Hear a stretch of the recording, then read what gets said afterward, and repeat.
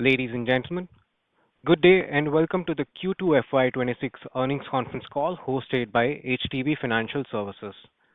As a reminder, all participant lines will be in the listen-only mode, and there will be an opportunity for you to ask questions after the presentation concludes.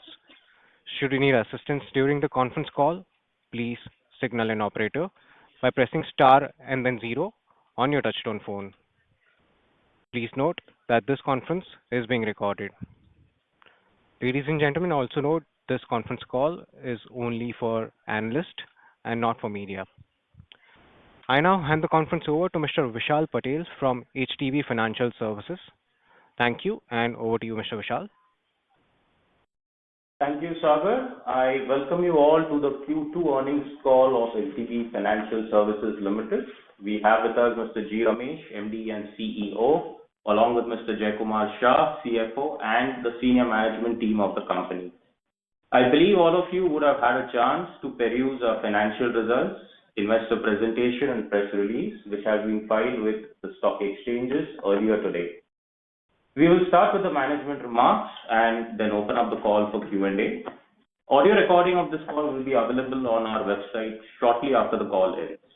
I would now request Mr. G. Ramesh for his opening remarks, followed by Mr. Jaikumar Shah, who will provide a brief on the financial results. We will open up thereafter for Q&A. Thank you, Vishal, and a very good evening to all of you who have joined us today. Greetings of the season. Briefly on the macros, India seems to be in a very unique situation in terms of domestic economic activity, which is showing resilience in spite of geopolitical uncertainties, as indicated by GDP estimates and high-frequency indicators. The latest monetary policy review commentary on growth and inflation estimates bodes well for the economy. The robust monsoon season is expected to perk up rural consumption, easing inflation, and impetus provided by GST rationalization bodes well for the broader economy and financiers as we step into the festive season. The regulator's comments as a part of the latest monetary policy commentary on the draft circular for forms of business is meaningful and augurs well for us while we wait for the final guidelines. Coming to the quarterly business updates, as you would all recollect, we have our businesses which are bucketed into three distinct business lines. The first business is what we call enterprise lending. This business has both secured and unsecured loans. So the secured lending products, which is primarily consisting of loan against property and enterprise business loans, grew moderately in Q2.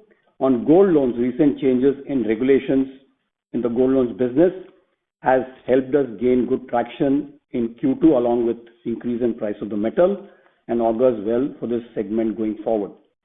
We have held a conservative position on unsecured business loans. As asset quality pressures ease, we expect to return to a growth trajectory in the coming quarters. The second business that we have is what we call asset financing. In asset financing, we have faced challenges in the commercial vehicle financing segment on asset quality in Q1, and this continued through Q2 as well. Monsoon accentuated matters as high precipitation in specific geographies of the country, that is north and east, impeded vehicle deployment with consequent impact on customer cash flows. Based on our business insights, we believe that vehicle idling, which is a phenomenon that we normally notice in Q2 because of monsoon, this year was much higher than the prior years.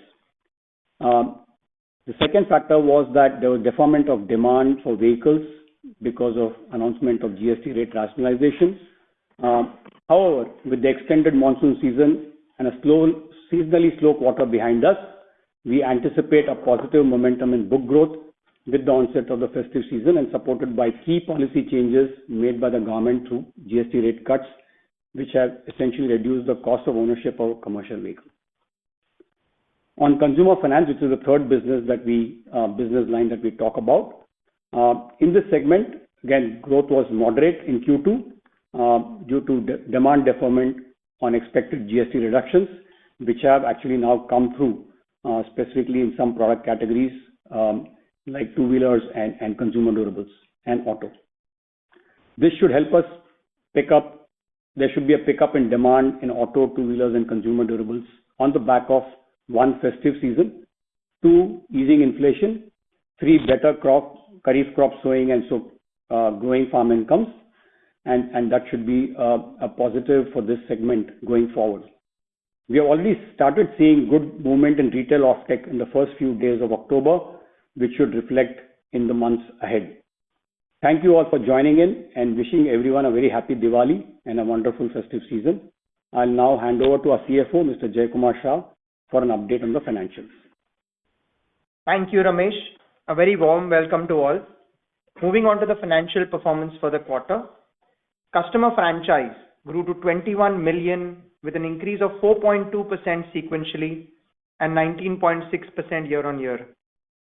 The gross loan book as at September 30, 2025 stood at 1,11,409 crores, growing 1.9% sequentially and 13% Y on Y. Secured loans comprise 73% of the total loan book. Disbursements for the quarter ended September 30, 2025 was 15,599 crores, up by 2.8% sequentially. Branch count stood at 1749, spread across 1157 cities and towns.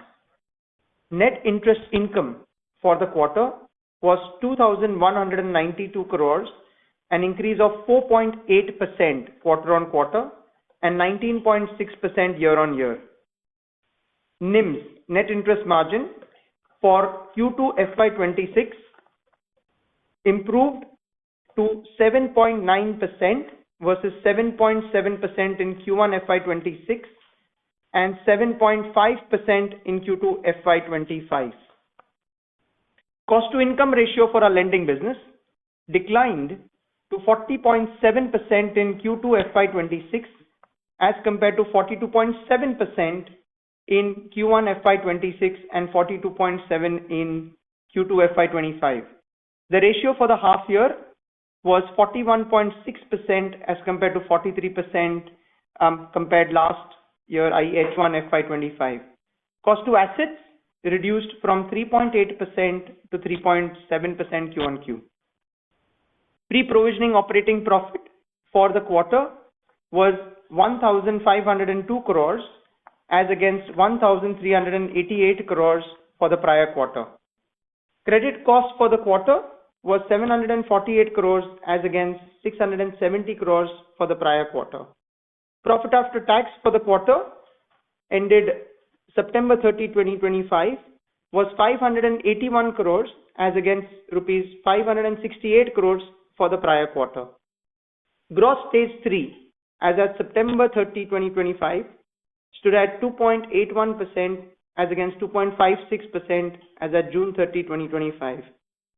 Provision coverage ratio on stage 3 stood at 54.73 as at September 30, 2025. ROA annualized for the quarter ended September 30, 2025 stood at 1.93%, which includes opening assets of approximately 9,000 crores of OFS money as at September 30, 2025. Adjusted for this, the ROA would be 2.02%. ROA annualized for the quarter, ROA annualized for H1 FY26 stood at 2.1%. ROE annualized for quarter ended September 30, 2025 stood at 12.23%. Earnings per share for the quarter was 7 rupees and book value per share stood at 233 rupees 0.10. Our borrowing mix remains well diversified with a positive cumulative mismatch across all buckets up to 5 years. We remain well capitalized with total CRAR, i.e. capital adequacy, of 21.82% as at September 30, 2025. So this was a summary from our end. Sagar, we can now open the floor for Q&A. Thank you very much. We will now begin with the question and answer session. Anyone who wishes to ask a question may press star and then one on their touchtone phone. If you wish to remove yourself from the question queue, you may press star and then 2. Participants are requested to use handsets while asking a question. Ladies and gentlemen, also in order to ensure that the management is able to address questions from all the participants in the conference, please limit your questions to 2 each per participant, and you may rejoin the queue for follow-up questions. Ladies and gentlemen, we will wait for a moment while the question queue assembles. Again, to register for a question, please press star and 1.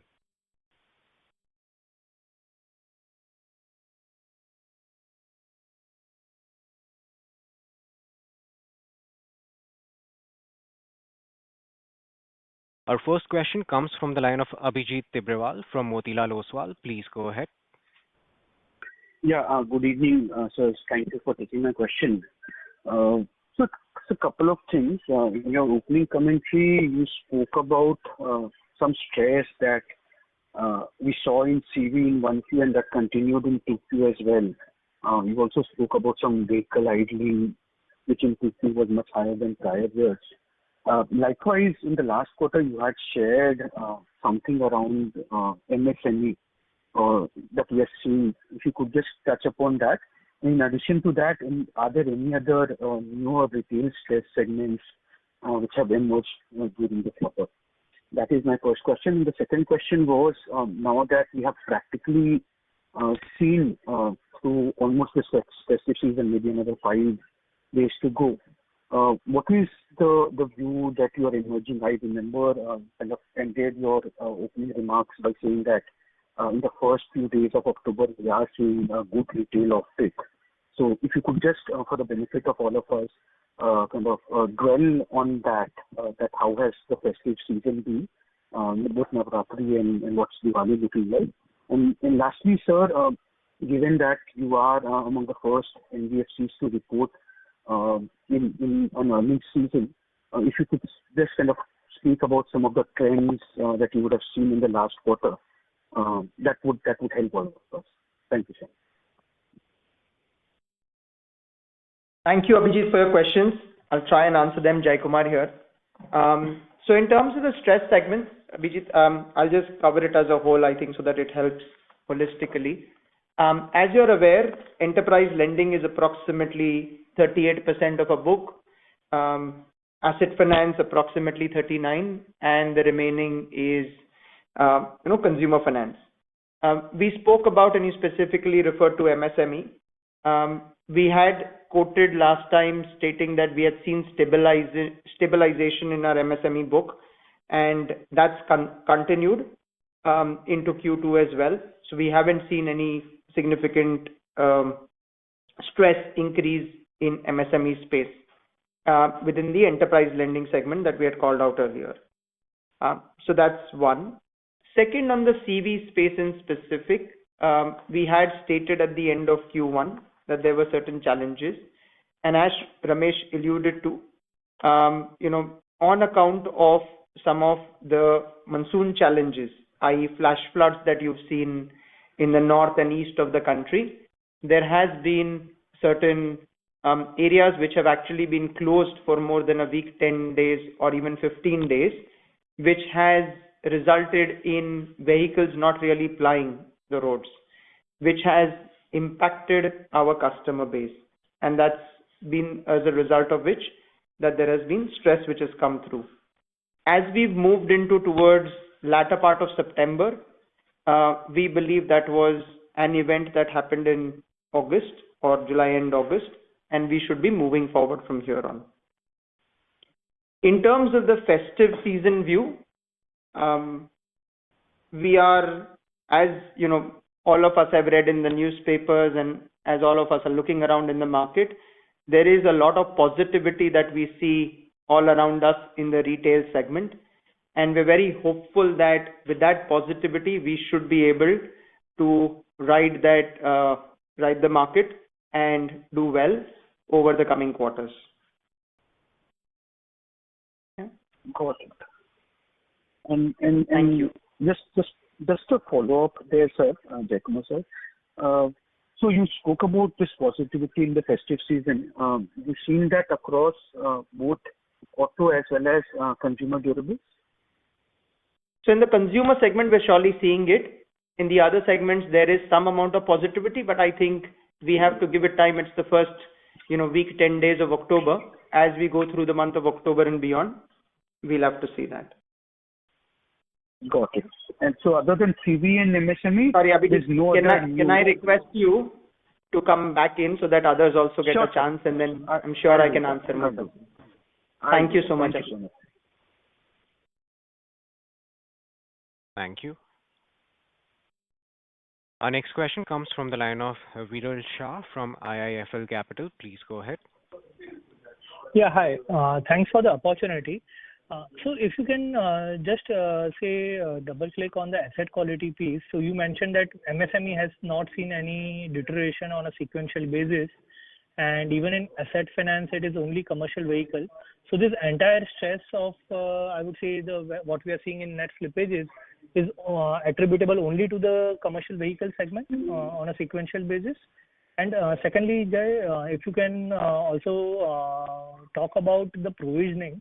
So if I see and look at the stage 1 and 2 numbers also, I understand stage 3 there could be some write-off impact. But why has the PCR come down for the stage 1 and 2? That would be 2 questions from my end. Thank you.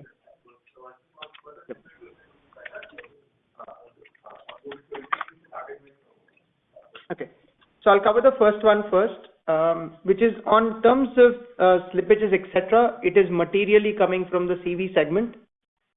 There has been a little bit of construction equipment that gets affected. Naturally, it's in a similar domain, but that's rather small. But largely, it's come through the CV segment. So when you look at 2.56 to 2.8, that's what contributes to it in terms of slippages. As far as the provisioning is concerned, you would think about it. Last time also we had spoken, ours is largely a formula-based piece. We have a very diverse portfolio ranging from LAP through to consumers, and the book mix in terms of what sits in what book drives it a lot more. Plus, the PD LGD of each book is very different. If you look at our stage 3 provisions again, as the secured book has gone into it, there is a slight bit of difference, but that's more because each product has a different PD LGD. On stage 2, our provisions are largely similar, and on stage 1, as some of the book mix has moved, there is a slight bit of reduction. But on overall basis, fundamentally, there is no change in approach that we have towards provisioning. Got it. And just on your piece and commentary with regard to the CV segment, you mentioned that is the major contributor. Within that, is it, say, the new or the used piece? And has it anything to do with, say, the correction in the CV prices, especially on the used piece? So what happens in Q2, it's a seasonal thing, and it happens both in construction equipment and in commercial vehicles, that there's some amount of idling that happens. For example, let's say a construction equipment is being used in a mine, right, and the mine gets flooded because of rains. So, there'll be idling of the machine. Similarly, if there is very heavy rains, and if a vehicle typically covers, let's say, 100 kilometers or 150 kilometers a day, that might come down by about 20-30%. So historically, if you look at Q2 as a season for commercial vehicles, there's about 20% idling that you can look at in this period as compared to Q3 or Q4. Some of our insights suggest that this time in certain markets that went as high as 30-35%. So it's not really vehicle type, but really where the vehicle was and how the vehicle got impacted by unseasonal rains or inability to commute because of weather conditions. Yeah. Got it. Thank you so much, Ramesh, and all the very best. Thank you. Thank you. Our next question comes from Shubhranshu Mishra from Phillip Capital. Please go ahead. Hi, thanks for the opportunity. So quickly on this climatic change impacting our book, climatic change today is a reality. So are we providing additionally for this? And because even the climate change can be predicted to a certain extent. So, and this should be a seasonal thing. So anything more to read into the asset quality and what should be a sustainable credit cost that we should punch into our models? Also, if you can spell out the PD/LGD assumptions for the CVPs. Thanks. Thank you. So, Subhranshu, I'll cover the second part first. So in terms of PD/LGDs, how we look at, we have, depending on the individual product, between a 5 to 8 year bucket in terms of the data that is available. So we'd go through the cycle in terms of, what is the probability of default and the loss given default for each asset type, and that's what we factor in. In terms of specifically on seasonality, you're right, it does affect in certain times, and India is a country where seasonality, of course, is there. That largely gets factored into PD/LGD and also in the asset movement. So today, if you look at it, where some of the book has moved to stage 3 from stage 2 between between June and September, you're actually seeing provisions increase. So it naturally factors it in terms of the risk parameter for us to look at it more closely and then work on corrections and recoveries. What would be the blended PD/LGD, if you can please call that out for the CV book? We don't put it out because I think it's a complex model, but what I would suggest is you speak to our IR team, you speak to Vishal after the call, and we'll see how to best factor that in. Right. Can I just squeeze in one last question? Sorry to interrupt. So, Branshu sir, may we request to return to the queue for any follow-up questions, please? Thank you. Our next question comes from the line of Shweta from Elara. Please go ahead. Thank you, sir, for the opportunity. So I have two questions. The first on credit cost. So barring the pandemic periods, today the credit costs have actually reached historical highs. So at 2.7%, knocking off the seasonal challenges pertaining to the first half of the year, what is the normalized credit cost going forward, say, for next 2 years? That's the first question. Second, again, sorry to harp on asset financing on the CV side. So while you mentioned about certain distinct challenges of vehicle idling, also certain markets or regional challenges, will these challenges be able to will these challenges negate the positives coming from GST rate rationalization, and therefore do we expect CV vehicle financing growth to remain subdued even for the remainder part of the year? Yeah, those are my two questions. Okay. So in terms of credit cost, let me take on that one. Shweta, what we look at is, I wouldn't say we don't provide a immediate term forecast, but in the 3 to 5 year period, we look to operate within a 2.2% plus minus in terms of overall credit cost, and that is where we believe the ideal range for our book is. Today we are at 2.7%, which is on the elevated side, and we expect that to start coming down from the coming quarters. That's the first one. In terms of GST rate rationalization, I think we've got to watch that space closely. It is a very recent phenomena where things have just about panned out in the last 2 weeks, if I can put it that way. People are still getting to terms in terms of, how should some of the used segment play and some of the new segment play. We believe with the country growing, there is enough opportunity. And as we go through this coming quarter, I think it'll be worth watching that space and then commenting on it. So one more point, Shweta, that you asked about, the credit cost. So if you look at pre-pandemic, our product mix is very, very different compared to what it is today. For example, our consumer book was just about 10% 6-7 years ago. So really you can't compare credit costs, let's say 5 years ago with the credit cost today, because our product mix has changed substantially. Many of the products that were very small in our book 5 years ago are today large contributors to our balance sheet. And so when we look at really cost, it has to be a sort of a blended cost based on the product mix. And I said, Jay has given you a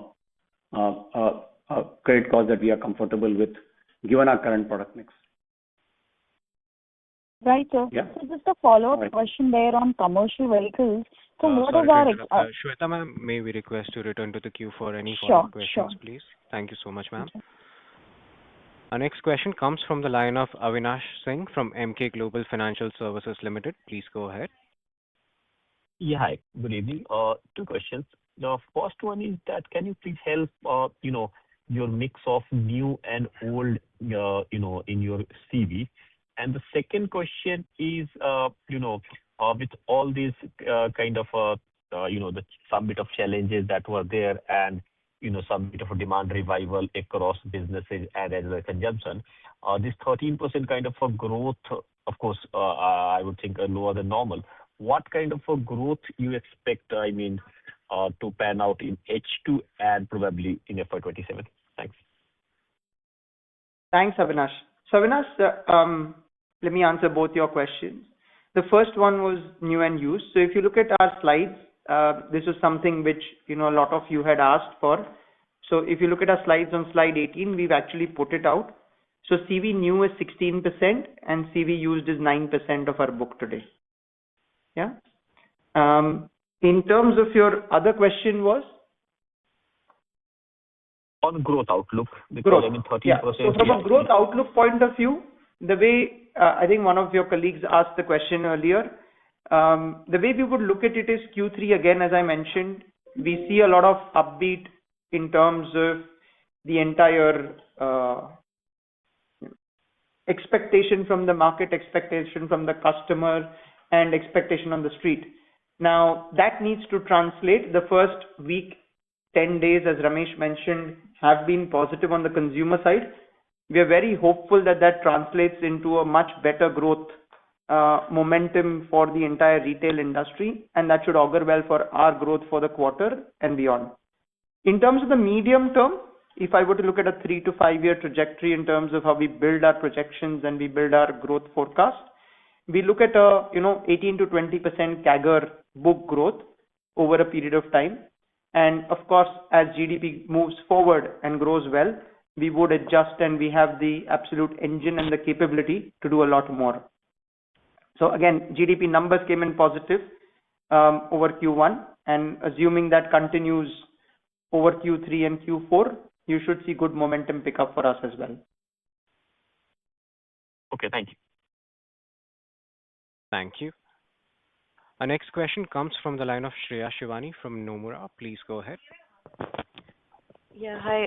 Thank you for the opportunity. I have a question on the LAP book. I can see your ticket sizes are on the higher side in this book. However, if you can help us understand, do we have under 10 lakh ticket size over here?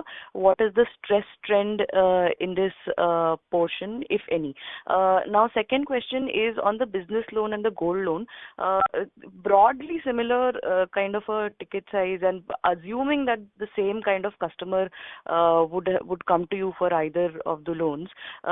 Can you help me understand, was the trend very divergent? Did you go slow on business loan and gold loans? We have an idea must have grown at a much faster pace. So those are my two questions. Thank you. So thank you so much.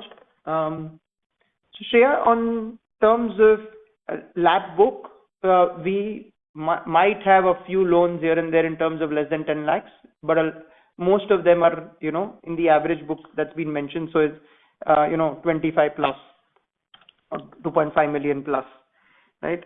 That's one.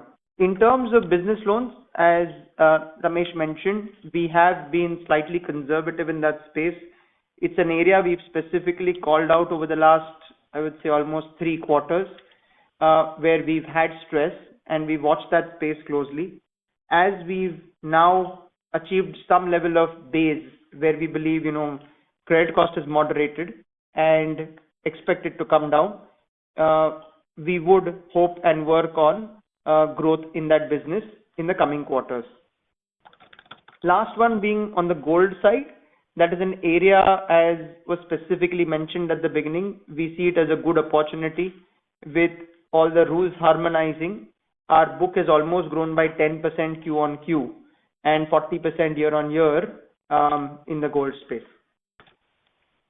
Got it. And just on the LAP portion, any stress trends for your portfolio? I understand you don't have under 10 lakh, but anything that you would like to highlight over there?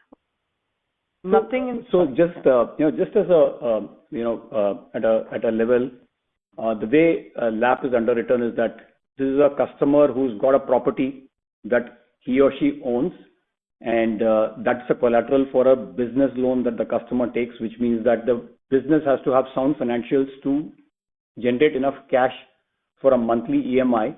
Now, if you're looking at a loan of, let's say, 5 million, you're looking at a EMI of upwards of 50,000 rupees a month. And what you expect the customer to generate adequate cash flows to be able to service that kind of EMI. So I think the advantage of a collateral is that the company is able to give a slightly longer term loan, so which reduces the monthly outflow, right? But also because you're writing a longer tenure, you have to make sure that the business that the customer has is of a quality that can sustain for the next few years, while the loan is being serviced. Unsecured business loan, by contrast, is for smaller amounts, and if you can see, our average ticket size is about 300,000 rupees. But they also underwritten for shorter tenures. So, which means that the EMI is in the region of 10 to 15,000 rupees. You are evaluating the customer for ability to service a smaller amount for a shorter tenure. Okay. Gold loans, by contrast, are typically shorter tenure contracts because this is a product where customers would like to prepay as soon as possible, right? Because it's really a temporary business requirement that they are looking at to fulfill. So, yeah, I think your question is probably around micro LAP as a segment. Yeah, we typically don't have exposure to that segment, right? We are underwriting customers and with larger value properties and larger ticket sizes. No, completely understood. This is very clear. Thank you so much. Thank you. Thank you. A reminder to all the participants, if you wish to register for a question, you may press star and 1 now. Our next question comes from the line of Rajiv Mehta from Yes Securities. Please go ahead. Yeah, hi, good evening. My first question is on asset quality. So when I look at your loan stages and the movement through the quarter, so stage 3 increasing is pretty much in line with the seasonal pattern, when we look at the overall stage 3, including the write-off amount. But when we look at stage 2 is stable. And broadly calculating the flows coming from stage 1, the flow rate seems to be improving. While, Q on Q it improves, but even Y and Y, the flow rate seems to be stable. Are there any early indications that from stage 1, the collection efficiency is now getting better, or the flow rates from stage 1 going into stage 2, is it getting better in the more recent months? Okay.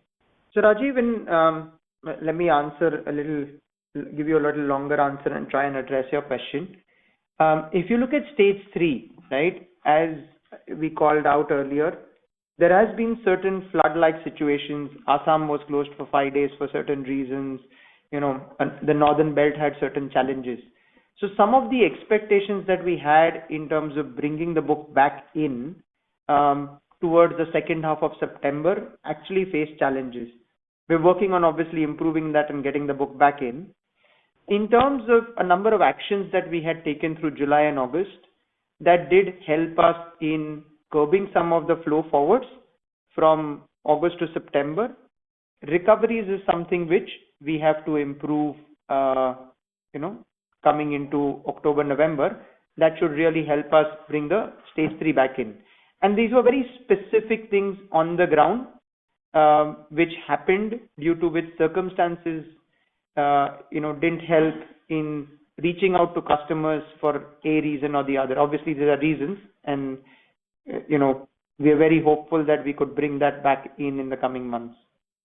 But your observation on stage 2 assets being stable or improving is correct, and there is obviously a higher focus on collection efficiencies, which we have started seeing across most products. We expect commercial vehicles to also improve as the economy next few months that we are looking at.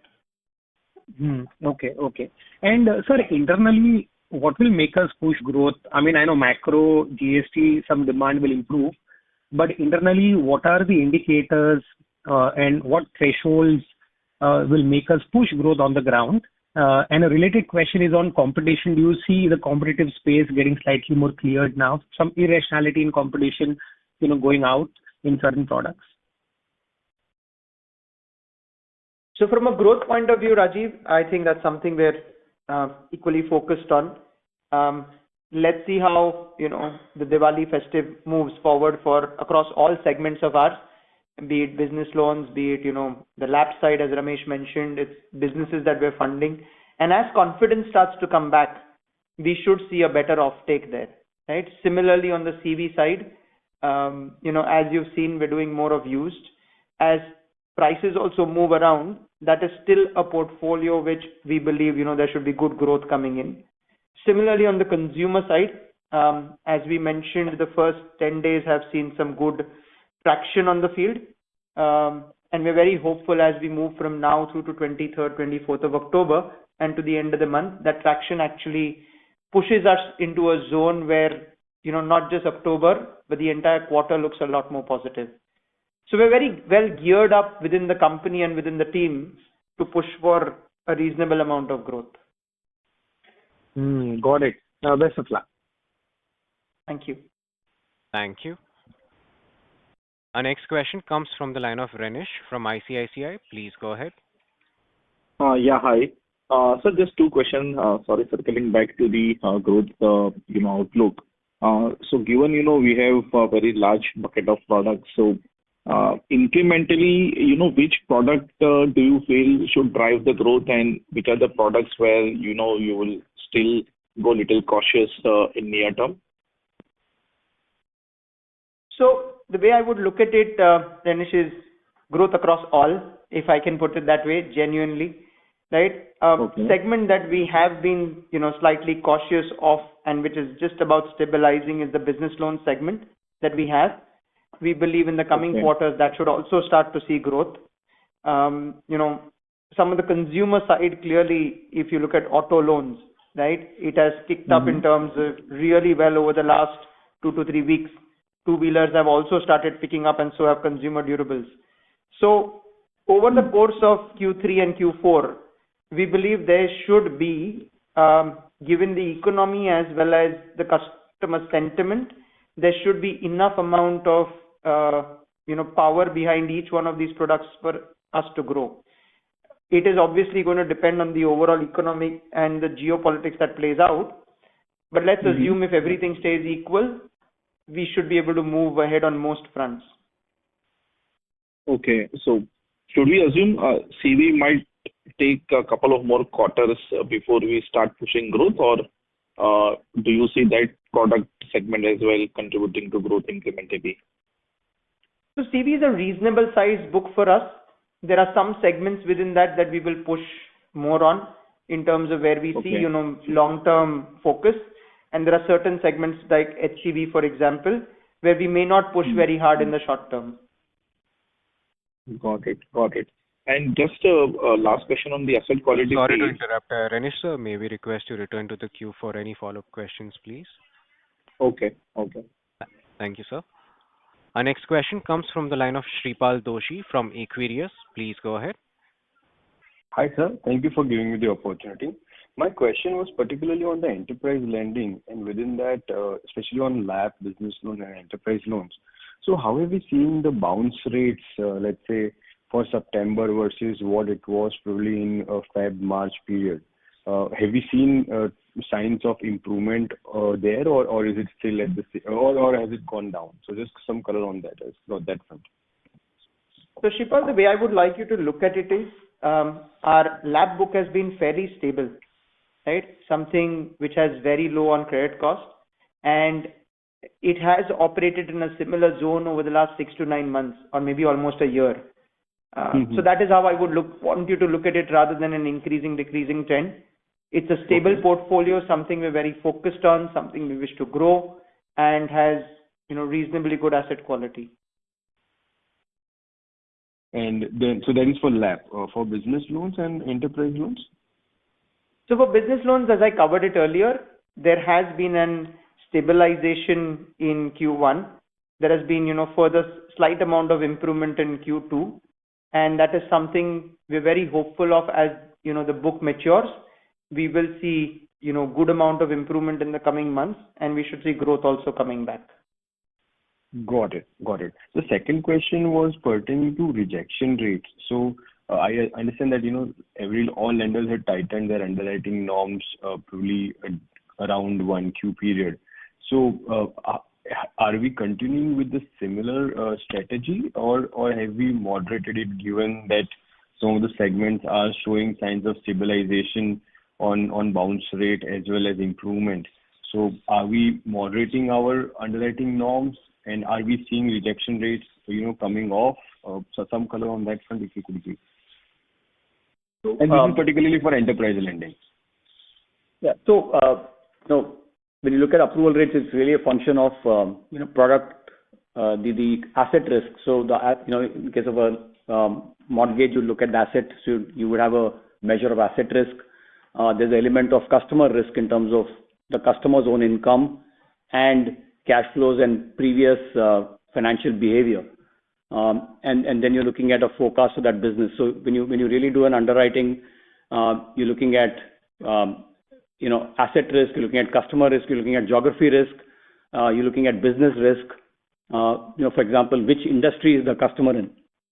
So there would be a flavor of that in terms of the underwriting. So there could be businesses that naturally lend themselves to better cash flows as compared in certain markets, right? I mean, if you look at India, there are pockets. For example, there would be a textile hub, there would be a manufacturing hub, there could be a retail hub.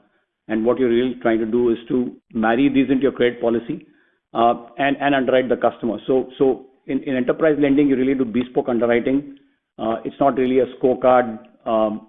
Scorecard might be an initial filter, but you end up doing a bespoke underwriting because the ticket sizes are large, which means that a credit officer does a detailed evaluation.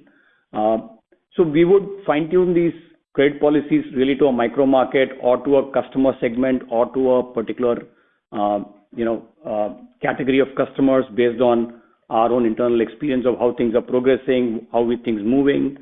For example, what could be the impact of tariffs on certain industries?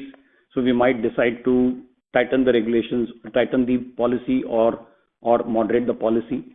Broadly, I think our approval rates have not been very different in enterprise lending over the last 1 year. About a year ago, we did make some changes to our underwriting policy on unsecured lending because we found that we had certain sets of customers who had higher propensity to borrow from others because there's just a bunch of lenders who landed up and were essentially doing credit score based underwriting, and that was something that we were not comfortable with. For us, leverage is important, total exposure of the customer is important, and that's the way we really look at underwriting. Yeah. Got it. And thanks for the detailed answer, sir. But just to sort of conclude, have we seen 70-80% of our underwriting for, let's say, be geography, customer profile centric? Have we seen some moderation, or are we looking at moderating it in terms of the underwriting norms, or we are sort of, still broadly keeping it intact? So Shripal, the way we look at it is the chief credit officer today, along with the data that he has, he will look at each segment, each geography, in a very detailed manner, and would go through that and take decisions. It's not a one size cut formula that you'd go in and say let's slice it or dice it in a simple piece of paper. Got it. Thank you for the answer. Thank you. Thank you. Our next follow-up question comes from Abhijit Tibrewal from Motilal Oswal. Please go ahead. Yeah, thank you for allowing me to follow up. So just two follow-up questions that I had. First thing, how should we think about margins now? The last call you had shared that 95% of our bank borrowings are EBLR linked, which will obviously reprice in line with your external or market benchmarks. Assuming they have already repriced, right? How should we look at the cost of borrowing trajectory and the margin trajectory? Obviously, I mean, assuming status quo, while there are room for a few more rate cuts in the December and the February policy, but assuming status quo, how should your cost of borrowings and margins trend? And lastly, on the CV side, we've discussed a lot in this call already, but I just wanted to pick your brains on one thing. When I look at CVs, there are predominantly two things which are driving CVs today, right? So your consumption and and the other thing is your construction and infrastructure activities. So while consumption might pick up, given all the actions that the government has taken, what is it that you're seeing on the construction and the infrastructure activity side? That's all from me. Thank you. So I'll take both your questions. On the margins and cost of borrowing, the way we would like everybody to look at, Abhijit, is today, I think we've taken a lot of actions over the last few months, and that's exactly what we spoke about with the confidence in the Q1 call. And that's allowed us to bring margins up and reduce our cost of capital, where NIM stand at 7.9. For somebody like us, the way we look at it, the sweet spot is between a 7.9 to 8. And while pressures may come on every side, we will work towards trying to maintain in that region. That's how I would want to look at it. That's on the margins. And obviously cost of borrowing, yields, both factor in that, right? On the CV side in specific, as you rightly said, the consumption side is improving. On the construction and infra side, we're very hopeful that the initiatives that the government is taking helps bring some of those, activities back in, as we saw in previous years. And as that comes through, we should be able to see that segment also growing from here on. Got it. This is very useful. Thank you for taking my questions, and I wish you and your team the best. Thank you. Thank you. Our next follow-up question comes from the line of Shubhranshu Mishra from Phillip Capital. Please go ahead. Hi, thanks for allowing me the follow-up.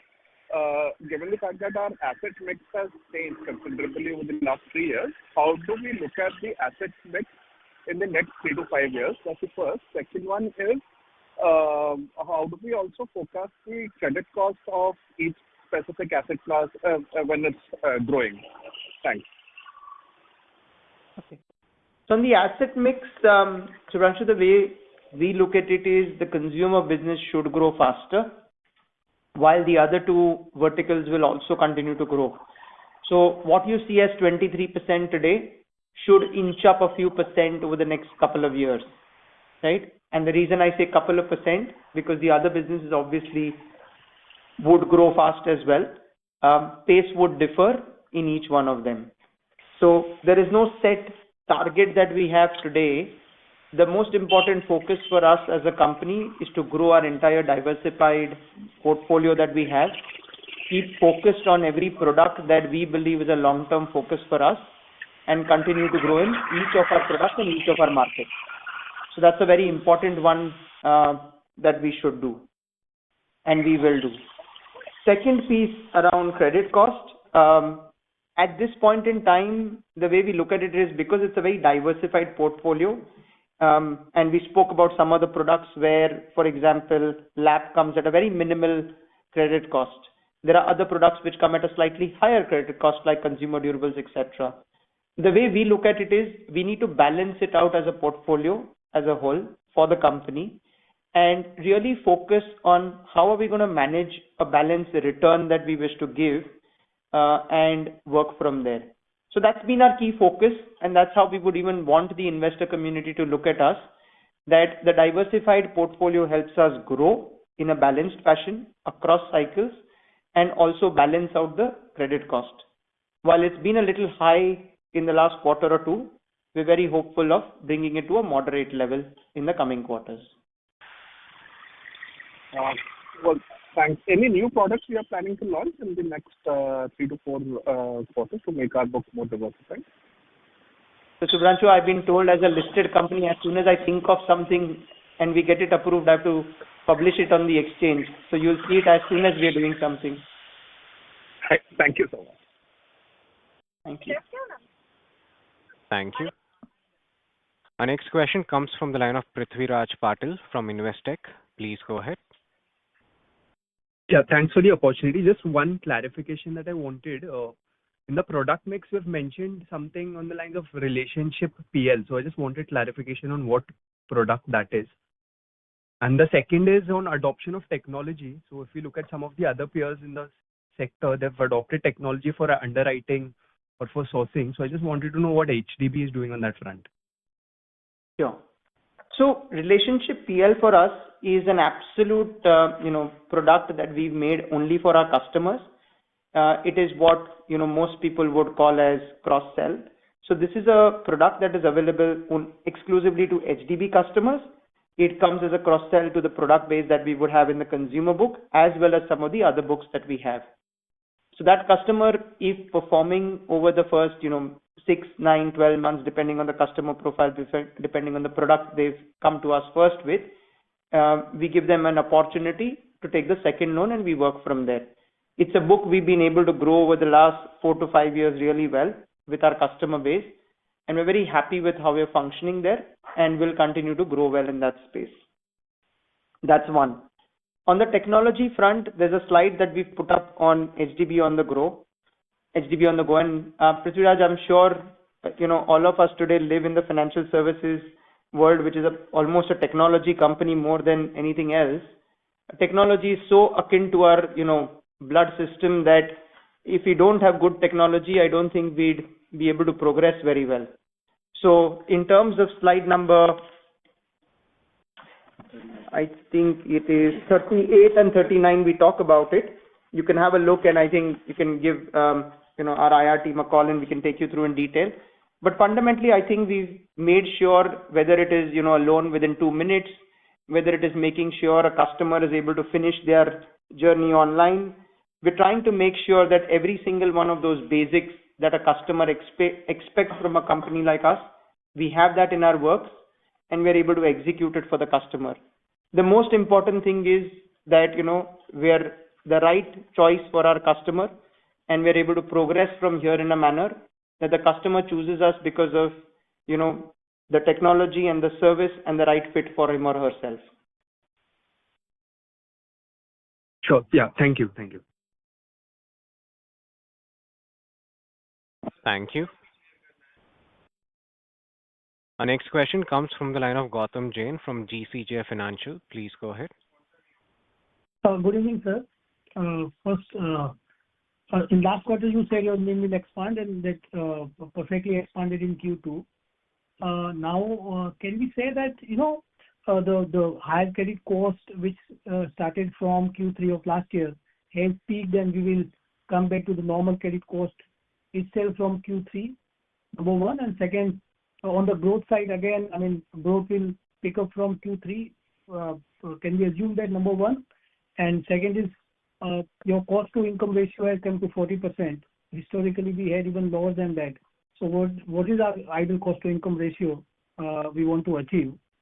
And the third question would be, would you blame higher competition in the market, and because of that the credit growth has been lower than some of the peers?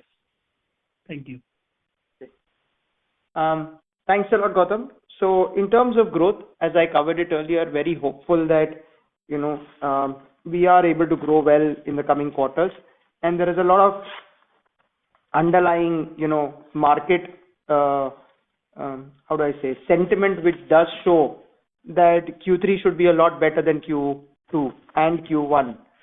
And if you look at the commentary also that has come from other be it banks or financiers, all of us are very positive on how we see Q3 going forward. So Q3 and Q4 should augur to good amount of growth. That's the way we look at it. In terms of cost income ratio, if you look at it on a H1 basis, we're 41.6%, and we were 42.7% earlier. As we grow and as we push on a number of initiatives, we believe between a 41.5 to a 42, that's something fairly ideal for us, as we continue on our growth journey. The more important metric there is in terms of cost to asset. It's in one of our slides. I can give the slide number in a minute.